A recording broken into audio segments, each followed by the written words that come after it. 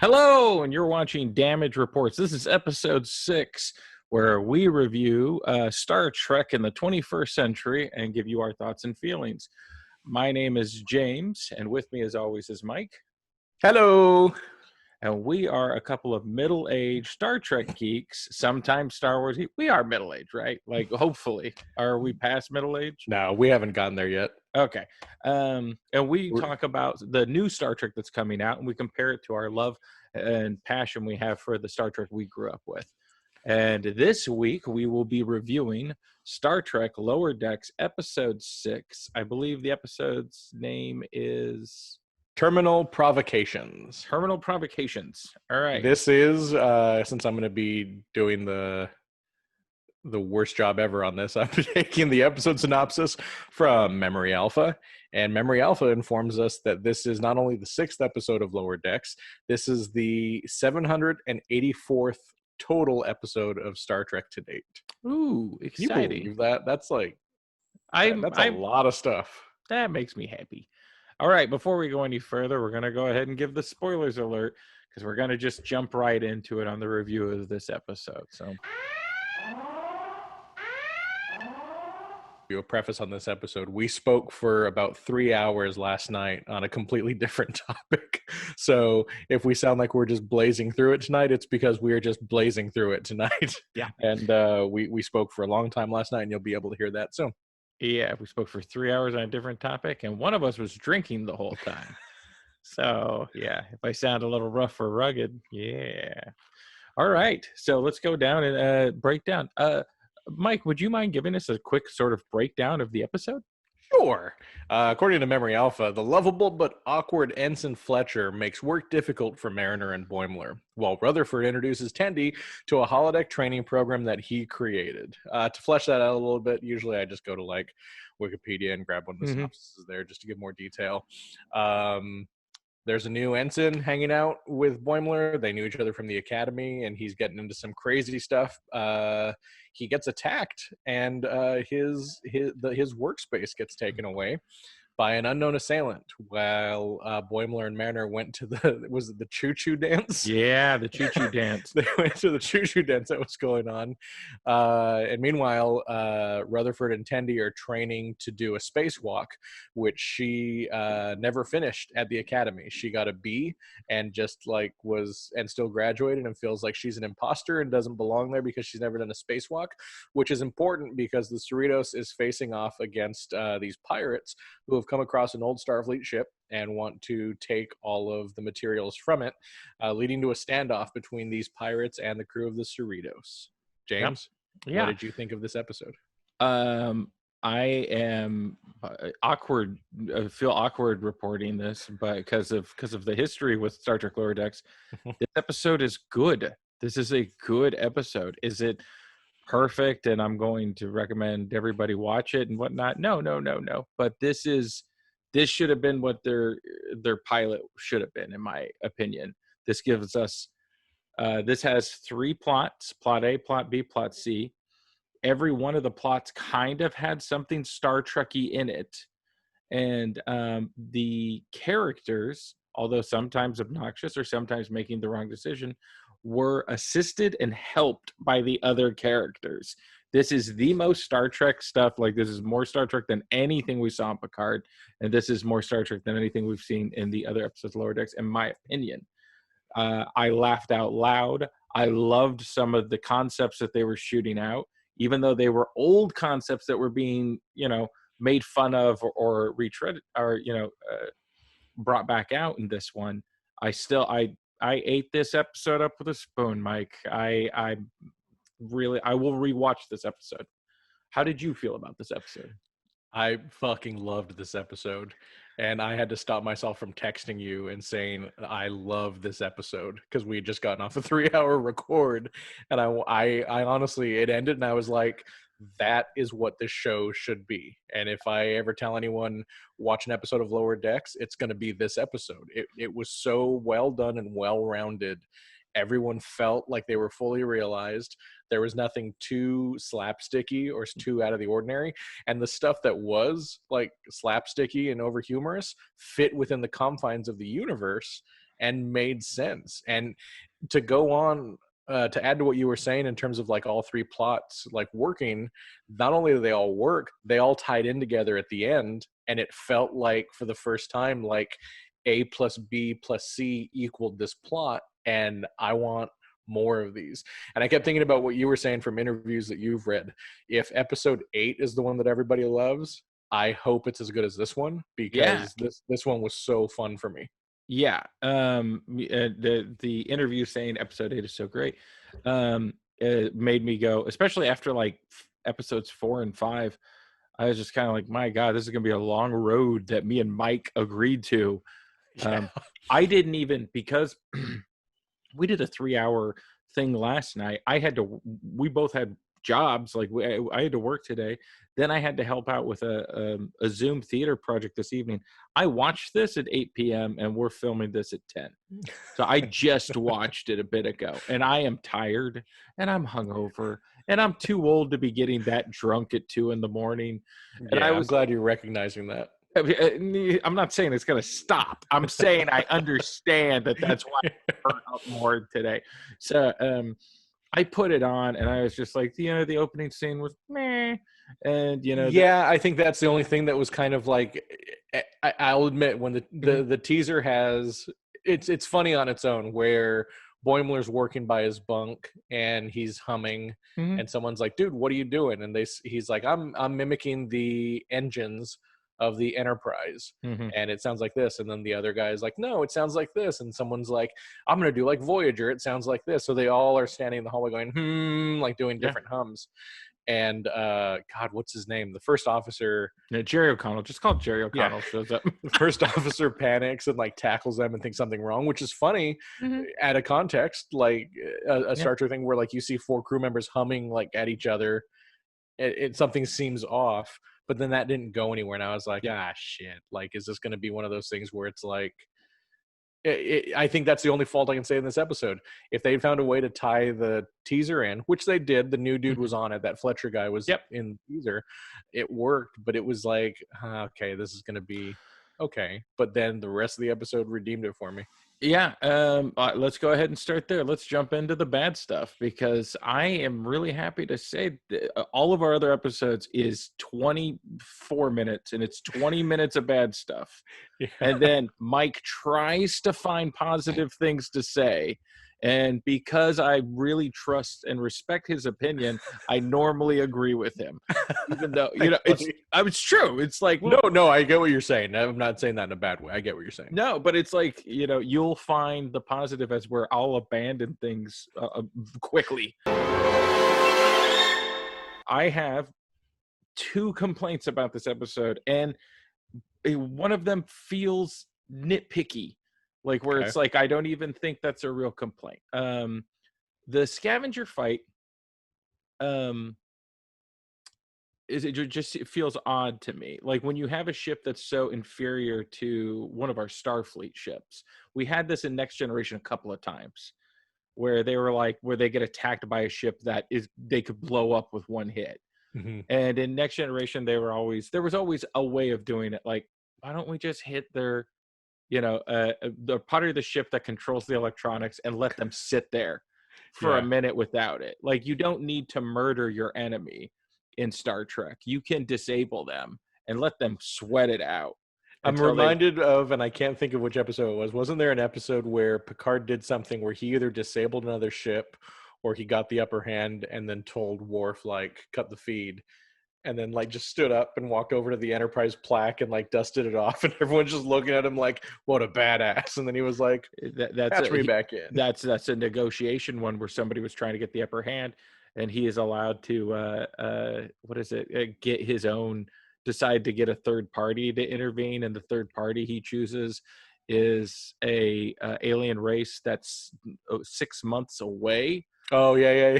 and they speak in so slow, long things that it would take weeks to go through a couple of pages. And they're like, you can't do that. He's like, I have every right to do it. And if you're fighting with me, if you don't accept my terms, I guess that's what we're going to have to do. And they start yelling. He cuts the feed and just walks around the bridge for 30 seconds. And it's like, yeah, Yeah. that's when you're holding some major cards, as you know, um, Starfleet does in some of these situations, then it becomes easy to take out that other ship and not turn into about like the stakes being high for this. And I'm going to label this as our A plot: the scavengers dealing with a destroyed ship, an old Starfleet ship from 100 years ago, and they're trying to get the wreckage from it, but so are the scavengers. And the scavengers are invoking this law that if something's been there for over 50 years and it's been over 100, they have the rights to it, and they found it, so they're stealing it, are taking it. It's not stolen if it's been there over 50 years. And Starfleet is saying, no, it's ours. Which is one of those things where I'm like, they kind of have a point. They do. They found it. And so, Yeah. at that point, you do negotiations rather than, no, get out of here. We're taking all of it. We'll give you a finder's fee. No, you got to come up with a negotiation to make it worth their while. They're scavengers in And I think in a that's freighter ship.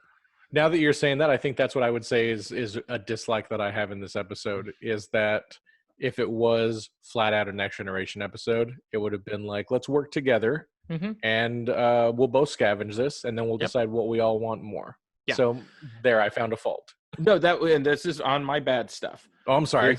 It is. So for me, it was a fault. And especially since we just saw the captain in the last episode negotiate with 6 or 7 moons to save them.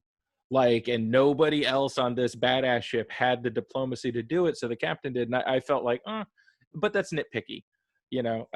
Sometimes a character's ability are able to reason with other, with new characters that have been brought in, new life forms, is plot driven. And Next Generation's guilty of this. Star Trek, the original series, guilty of this. Mhm. Some characters are a genius in some episodes, and then they're just okay in other ones. Data probably is, if you go through, is the most notorious of like floating through of his abilities to do anything to, Yeah. I can't do that. So that was bad. Arguing over what could be the wreckage of a ship from 100 years ago also kind of felt like, would there be anything in there? Like, if we found a boat from 100 years ago in the ocean, there wouldn't be any technology in there that I would be like, oh, we must have those rotary phones. So See, I don't know. I would think, because they said it was 200 years old. Mhm. So if they were a primitive enough species, that would be really rudimentary transporter technology, and maybe they wouldn't want them to think it was like transporter technology that could like handle like biological stuff and kill Mhm. themselves. Yeah. So I could see like it's like we just don't know what's on there. Yep. I could see Okay. that. Yeah. And the only other bad thing, and this is very nitpicky, Badgie, who might be Dude, you're what nitpicking that? Oh I'm no. nitpicking just a small element. Such a brilliant concept. Okay. Badgie's a brilliant concept. Making fun of the Star Trek Next Generation holodeck character comes to life and is going to murder us, which was silly in Next Generation. Like, ship in a bottle is fine. It's a fine episode, but it is like when you take a step back from ship in the bottle, you're like, God, you guys. One of your writers was reading Sherlock Holmes and really forced this, like really this does not fit in anything. So the only thing I'd say with Badge is the chase didn't do much. Like there could have been so much more they could have done, because they set up some brilliant ideas with Badgie, and that's just nitpicky. I'm saying that as I can't wait to see Badgie again. I can't wait to see Rutherford's other things that he's building on the ship in his spare time. Yeah. That was just that was it. Anything else from you that would be in the negative area? Just because I've said it for every other episode, and I don't want to let up on this one. The references, they reference the Q and say maybe it could be a Q thing, and it's like, I don't know if you've read the news this week. No. Do you want me to spoil any Star Trek Day stuff for you? Oh, go ahead. John Delancey's going to be in a future episode. So when they said Q, I was like, oh shit, it's this episode. Mhm. But then it didn't. So I was like, oh, that's not good. Um, The referencing that and the way that they referenced it was like, okay, we know that Q had been on the Enterprise and on Deep Space Nine and on Voyager. So there's knowledge of him, but it's not one of those things that I think everybody would know. And it hit me on that. And then I hate being this kind of nerd, but they mentioned that I laughed because they were like, talking about the badness of the holodeck, where it was like, oh, what, like Sherlock Holmes, like this, like like they were listing everything from Next Yeah. Generation Yeah. that they'd conjured, but they said Robin Hood, and Yeah. Robin Hood wasn't a holodeck one. Robin Hood was a Q thing, and so I was like, your reference isn't even right, and that really Yeah. bummed me out. Yeah, that's you got to watch your episodes more closely, writers of Lower Hmm. Decks. Yeah, I didn't mind those references. I did mind the little cold open they did with the engine sounds like this. Well, Voyager's engine sounds like this, and Star Trek Enterprise D sounds like this. And I was like, nobody would know what the Voyager engine Yeah. sounds like. So I don't know, the making fun of all the holodeck episodes, not including the Robin Hood, was fine by me, Hmm. but I wasn't super thrilled with that. Though The you know naming what? all the Now I'm engines. gonna I'm gonna fix that for you. They would know what the Voyager sounds like because Barkley had the Voyager holodeck program. Hmm. And we see in the last episode of Enterprise that people go into old Enterprise situations like to hang out and like learn stuff.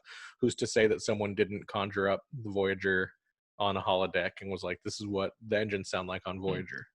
You know what? The fuck you to the Enterprise fans. That was the last couple episodes of Enterprise.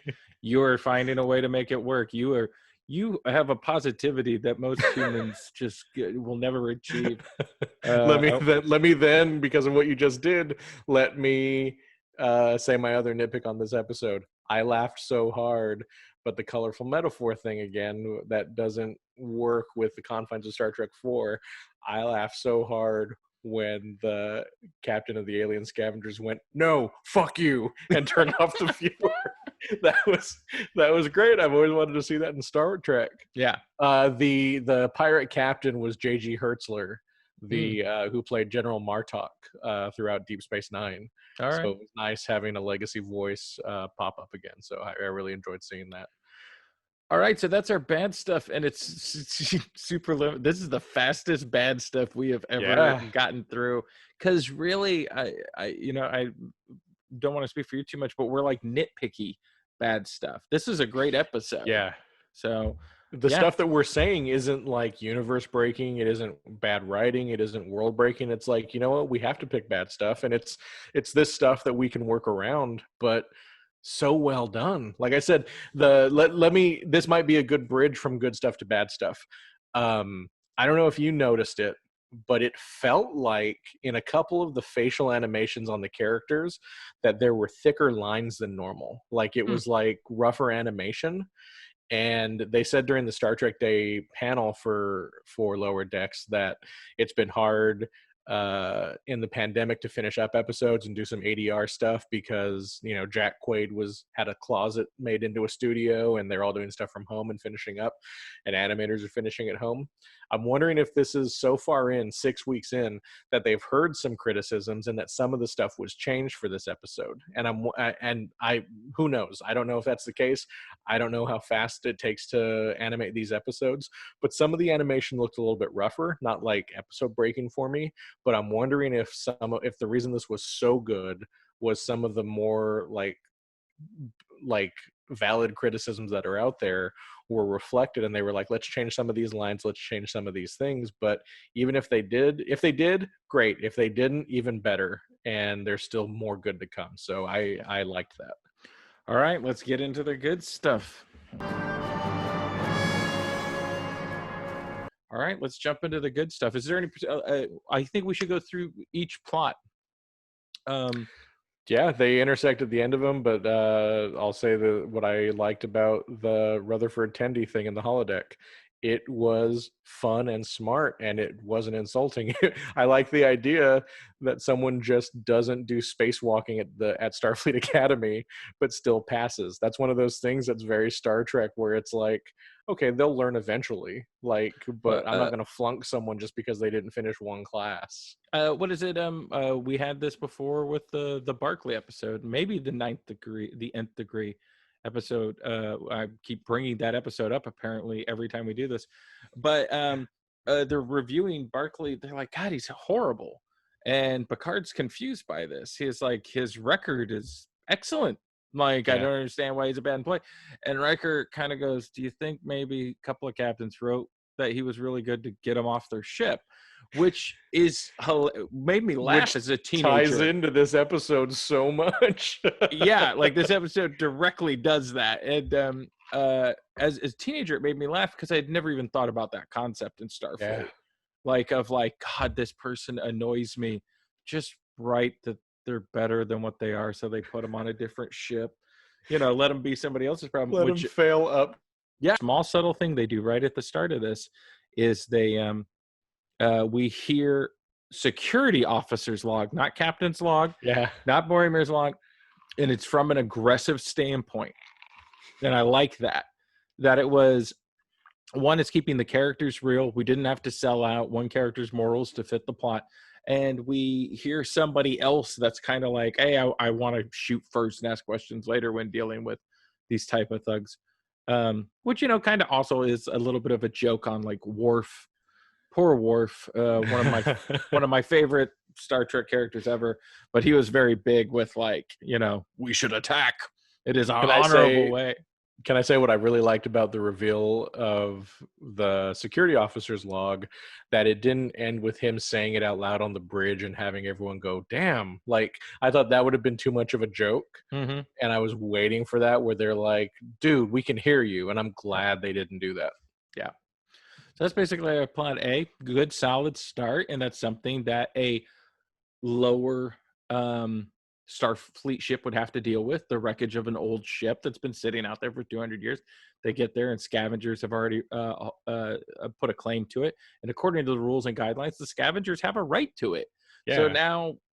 now the Cerritos is in the wrong here. And so they're trying to negotiate something out. They don't really. All right. So let's. Something that I loved about it too is that at the end of I guess the first act, the scavengers decide they're going to start tractor beaming stuff in, so they engage a tractor beam, but then the Cerritos does too, and they're both tractored to the same thing, and it just is doing this tug of war thing, and I thought that was funny. It was like, it's Yeah. so dumb, but Yeah. like, it's funny to me. But it's also like showing like both teams being childish rather than negotiating and finding something out, which is fine. All right, let's move on to plot B. Fletcher and the rewrite of Mariner. Yeah, that's sort of weird. Something I'll say about Fletcher that I think a lot of Star Trek fans would have thought going into this. I thought it was a Commander Macduff type situation where an imposter was on the ship and everybody remembered him always being there, and he was actually an infiltrator. Mm-hmm. And I'd be very interested to see if that's what they were doing with that, trying to make us think that the problems were happening because this alien had infiltrated the ship. But yeah, it worked with him being there and being an ensign that worked with Boimler at the Academy. But I want to hear what you say about the Mariner rewrite, because it's pretty. I felt the same way, that she was being written a little differently, and that their relationship with Boimler was being written a little different. So anybody who's been watching this show, and we've watched every episode, Mariner kind of makes Boimler the butt of her jokes, and is kind of always putting herself as high status and then making sure he's low status. And there is none of that in this episode. It is nothing but like working with each other and helping out. They literally go to a concert together. Which is so stupid. Stupid. Let's talk about the choo-choo dance. Where apparently when it went choo choo choo and they added the third choo, people started to get emotional and cry, including Mariner, our badass. It's so stupid. Doesn't take so any funny. shit. Like that whole series of events, I was laughing the whole time. Like my wife was watching me and I was over here. I was like, oh, I got to do this. And I was watching it and I just kept laughing. She's like, oh, she assumed I was watching something else. And I was like, no, I'm watching Star Trek Lower Decks. And this is funny. Like, this is great. They got to do the three of them, Mariner, Boyer, and Fletcher have to go check out all the individual sections of the core that keep things operating. It's like the backup of the backup of the backup. And so they're going through and they're doing all these things, but there's going to be a choo-choo concert happening in like one of the hall, and like they're 10 forward, and they really want to go to it. So Fletcher offers to go ahead and take care of doing this, kind of time consuming task so they can go. And And it they, made me laugh that it's a very next generation thing where it was just changing the isolinear chips. yeah, So it was literally like taking out 3 little flash drives and putting 3 new flash drives in. yeah. So that was funny to me that he was like, I'll do it. And then immediately got bored doing it. Um, so yeah, they go, and we don't really get to see the concert. We get to see a glimpse of the concert later. They come See all back. of their reactions, Yeah, which has made it even funnier to yeah. me. That's just a smart way to go. That's smart. Like if you're trying to say something is so magical, there's no way you can write or create that and make us believe it. So just show the reactions of having. But at no point is in other episodes we would have seen Mariner bitching about having to do this. We would have seen Mariner saying, "Let's get drunk instead of doing this." Like, I'm not joking. These are the things she's done anytime they've Yeah. had to do tasks. Not doing that at all. Or Like, I'm going to go to the concert. You two stay here. yeah, Not, like, hey, let's all go to the concert. yeah. That's why I'm awesome, because I fuck everybody else over. And it's like, we didn't get any of that. And I literally was starting to think, oh my God, somebody gave them notes. Yeah. Somebody, yeah, CBS, a producer, somebody was like, "Hey, your lead character keeps treating everybody else like shit and isn't saving everybody." She did in one episode, which we talked about on the show, and we definitely pointed out that was great. If she's going to be mean and cruel to everybody, or just an asshole to everybody, then have her save everybody every other week or whatever, and then it'd be justified. Like, yeah, Mariner's horrible, but every time we get in trouble, here comes Mariner to save us. But we haven't seen that in the show. Yeah. So seeing her work with everybody and get along, and they brought in a new character to make that person the problem. It's another group that's just like Rutherford, Tandy, Boimler, and Mariner, who are just another shift, and they have their own clique, and it's something we've never seen in any of the other shows. But when you think about it, every starship has to have this. When Data, Worf, Riker, and Picard aren't on the bridge, someone else is there. Mm-hmm. And I mean, if you think about it, there were times when like Riker will come to the bridge, and I think what they did was stagger it. So like there will be like 8-hour shifts where Picard will be on the bridge for 8 hours, and then for the last 3 hours Riker will also be there, but then he's there when Picard leaves, and then Data rotates in. So I mean, it made sense like that. Chain of Command has Captain Jellicoe come in and say, I want to change from 3 8-hour shifts to 4 6-hour shifts. So you have to imagine that there are other crew members that do this stuff. So to see that there is another group of crew members that is like this clique and that they hate each other, and it's just the petty, like, stay out of Shelbyville type of rivalry. They're even kind of drawn like alternate sketches of our lead characters, like, oh, this is what Mariner could look like, or Boromir could look like. It seems like the like tossed away sketches. So that was funny. And then what makes me laugh even more on that is that they bond over the Choo Choo concert because they were all there together, and it's like, okay, yeah, we're all friends now. So I mean, it was cute. And then that leads into the reveal of the other shift not taking it, an alien not beaming over and taking it. They get back to their bunks, and what's his name? I can't remember. Fletcher. Ensign Fletcher. Fletcher put his core on his bunk and put a blanket over it. It was so stupid. And it was but it even made me like, laugh. Like they like look, and it's just obviously the core with like this sad blanket on it. Hey, is that the core? And he's like, oh, those aliens, they're trying to frame me. And so then it's like them, Mariner and Boimler have what we have, which is that I can't believe I've been listening to this idiot for, the last 10 minutes. And but then it builds to what I think is even funnier, and the funnier joke, that he wanted to work faster, so he attached the core to his head. And it didn't work, but what it did was the reversal of the classic Star Trek thing, where it didn't make him more robotic and efficient. it made the core stupider Made and the made core the into him. core, yeah, want to start absorbing stuff. Yeah. Yeah. It was And so God, that was so funny. I mean, it's like the V'ger thing where it's like just wanting to suck up information, but all it is a small shield core. yeah. And God, that made me laugh. Every line that thing said. So then it becomes like this Akira or yeah, Star Trek, the first movie, where it's just trying to suck everything up, and every line it says is funny. Every line is like, "Leave me alone, bro! Like, give me that, bro! Don't even start. It's the aliens. Don't be a dick." And so And he's just eating like a computer screen or a shoe. Oh man, yeah. not even anything important. So it's Akira if Akira was an idiot bro, like the monster at the end was like, "Why you starting shit, huh?" So that's a funny concept. That is, Yeah. and that what hit me after watching at the end of this episode is we have talked about the three things that have been we want to see or have been bugging us the most. The three things are: is it Star Trek? Is it funny? And are they doing things that suit animation that couldn't really be done in live Mhm. action without being, $50 million every episode? This is it. This episode's it. Like, it's Star Trek. Yeah. It's funny. And there's like two or three things they have in here.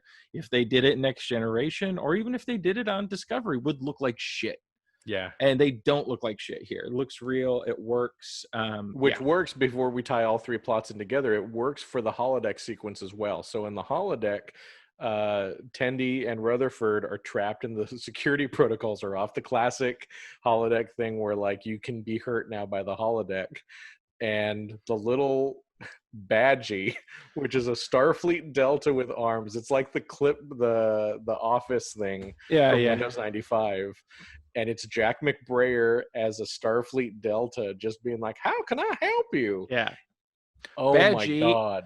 Rutherford, in his spare time, does coding in the holodeck and makes all sorts of programs, which is like Rutherford constantly is showing us that he needs his own show or needs a bigger part in the show or something because he's just such a fun character. And he created Badgie, which is, yeah, it's the paperclip from like Microsoft Office 95. Wasn't And it called Clippy? yeah, Clippy was Okay, something so like that. Badgie, yeah. And it's a Star Trek badge with a cartoon face on it and stupid little arms and stupid feet, and it's voiced by Jack McBride because of course it is.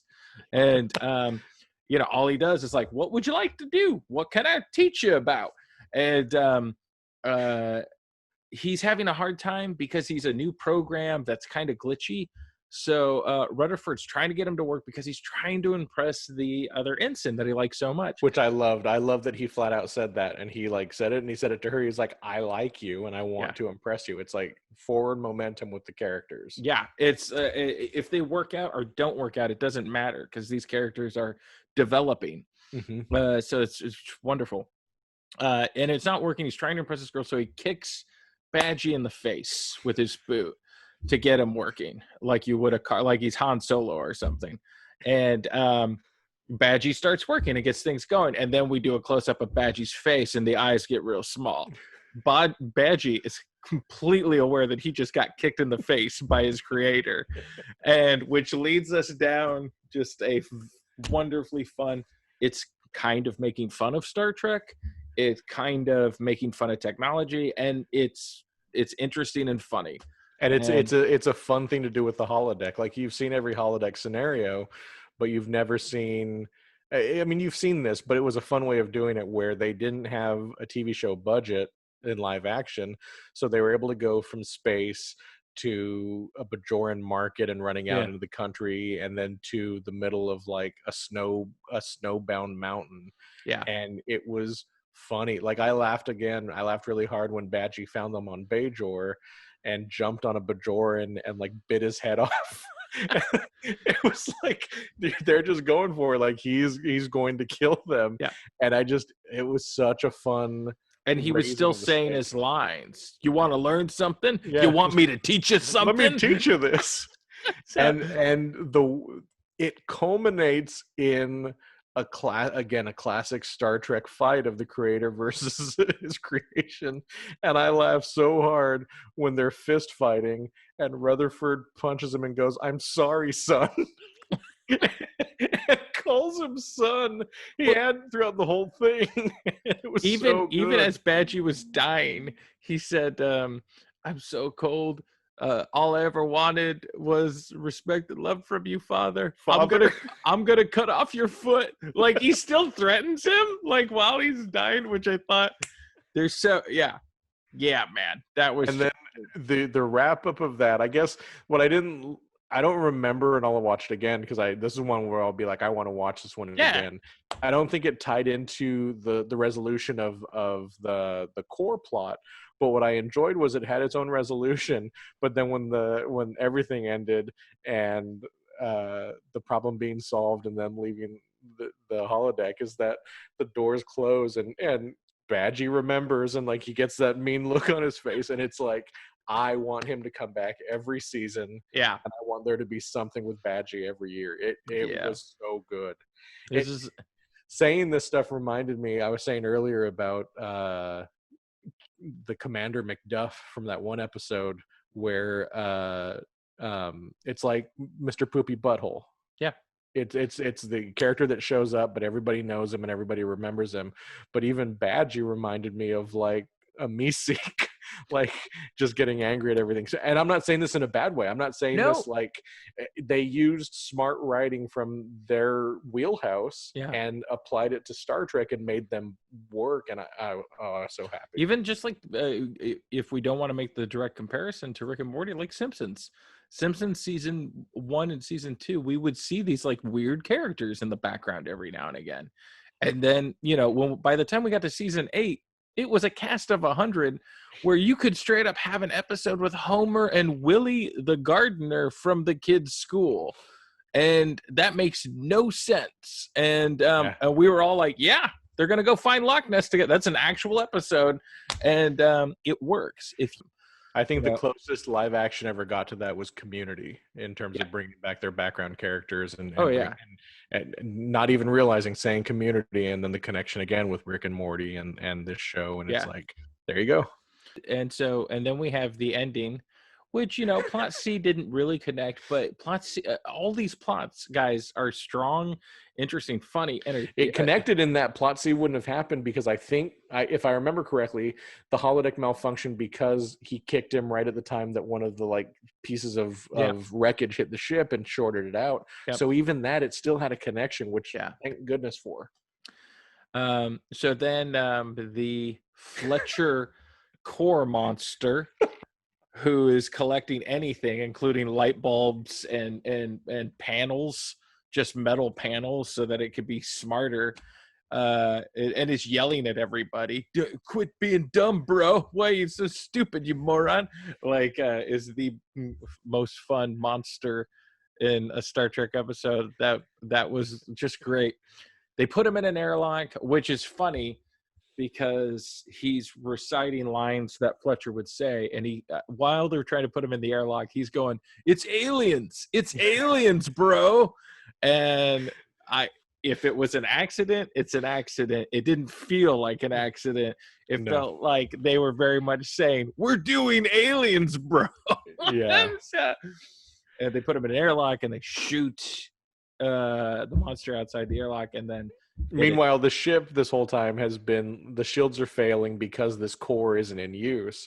So the ship is about to be destroyed, and luckily the alien shoots over to the pirate vessel, and hilarity ensues. it takes out the pirate vessel, and so at least stops it. It stops them from being able to attack the Starfleet ship. So and then they come down because they want to know, the bridge crew comes down to talk to the lower decks, find out what the heck happened, and they tell them what the heck happened. And because of that, Fletcher gets promoted.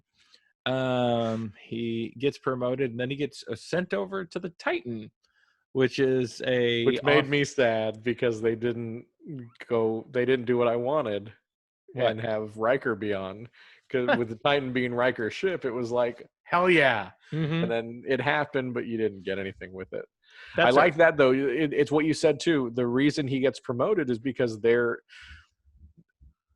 Mariner decides, hey, you suck. And he's like, yeah, thank you for covering me. Thank you for saving me. And she's like, yeah, but you still did wrong. Like, mm-hmm. how are we going to work with you? And the bridge crew asks, hey, what happened down here? And Mariner goes, here's what happened. And basically says he came up with this idea. It was brilliant. It saved the ship. And they're Yeah. like, hell yeah, you're going to be a lieutenant on the Titan. Yeah. And that was so smartly plotted, because I was like, are they making him a lieutenant? He's going to be on this ship? Yeah. Like, that's going to be weird. But the transfer off was so funny and ties in with what you said, where Barkley was able to advance because people were like, yeah, he sucks so bad, let's get him off this ship. And then we get a title card that says like 5 days later, and he's been fired from the Titan, and he's being sent back to Earth, and he's trying to ask them to help him out. And they're like, you're breaking up, bro. It's Q's. It's aliens. And just like, and then just shut it up. Shooting spray in front of the pad. And I was, and again, we saw Mariner and Boromir treating each other as equals, Mm-hmm. working together, being what we've seen in Starfleet. Like, there is an episode of Star Trek Next Generation called Lower Decks about the Lower Deck staff, and Being friends and like hanging out. not being assholes, and not being, I'm here, I hate it here, but I'm here. I have no idea why, and my parents are floating me along. If you hate Star Trek that much, leave. Yeah. Like, the character didn't make any sense to me. And so, yeah, I don't know if they got notes. I don't know if it was rewrite or if it was just written for this episode that she needs to be different. Whatever it was, man, it worked. And it felt like everything finally clicked into place. Yeah. So, yeah, man, that's it. That's Star Trek Lower Decks episode 6. A good episode. So this is, yes, a couple 40-year-old Star Trek geeks telling you, like, this was something that if this had been on, years or decades ago, we would have liked it then. We like it now. Yeah. Which, to go with our rankings, I got to say, this was 4 Darmoks out of 5 Jalads. This was, to me, I'm not going to say this was yesterday's Enterprise, but this was, this was along the lines of like, let's see, Devil's Due. Nice. I like Devil's Due, and this was a fun episode that was like, every story worked and fit, and the resolution was fun, and I would watch it again and again. Well, that is a good review, and you're gonna be shocked by me. I'm giving this also 4 Darmoks out of 5 Jalads. Like, this isn't like you need to fucking stop what you're doing and go watch this, but this is such a great episode and great step in the right direction. This is an episode where you can tell people, like, hey, I want to watch Star Trek Lower Decks. What do I watch? It's like, you watch this episode first. And now this show has that one where you can say, this is the one that you watch first. Yeah. And for me, my analogy, this is Q being turned mortal. Yeah. This is, we needed to see this, and I'm glad it happened. And hopefully moving forward, we all have a better understanding of things. God, that Q episode is so good. The stuff with him and Data, where he just doesn't understand why Data tried to save him, and Data being silent and not being able to talk, and him talking to him about what's going on. Oh, that's such a good episode. There's so many good things. Yeah, so many great moments. It's just good writing. Next Generation just has so many episodes that are just great writing. I love he's going to get off the ship and sacrifice himself, and Picard talking to him like, there's no honor in this. He's like, death of a coward, then I don't care anymore. I would have died of boredom. Like, it's like such a Q taking it to 11. He's still doing good and doing what he wants, but he's still too arrogant to say, I'm doing this to be good. And then there's that great reveal of the great button of that is Picard going, Worf, lock our tractor beam onto that shuttle. I want it teleported back. And Riker looks at Picard like, are we sure we want this? Doesn't say it, just looks at him as like, "Are you sure you want to save Q, a person who could be turned more powerful and destroy us or torture us or whatever?" And Picard says, "It's a perfectly good shuttle." And like, such a great moment of like, I'm Uh, not gonna say I think we should save Q because I don't want to say that. I really don't, even though that might be what is in my mind. But I have before, so I can't wait for next week's episode, and I'm glad that we both got to see a really good episode like this. I'm looking forward to the rest of the season. yeah, that's when you agree to do something for, at least 21 weeks, and you're in week 5, and you're kind of like, how do we, like, we recorded a 3-hour, which we'll release later in the week, 3-hour video, probably in sections, about Star Wars, because it really isn't fun to talk about something that just isn't good. Yeah, It isn't, like, it's like, and I know there's oh, you're sticking it to the people who are, claim to be artists, and our family. It's like, it's not fun to like talk about something that you don't like, no, unless it was. I feel like even the stuff that we talked about it, you and I at least talked about it from an example of like, why didn't you do it like this? Not Yeah. be like, I'm gonna shit on it because you didn't do this. Like, Hmm.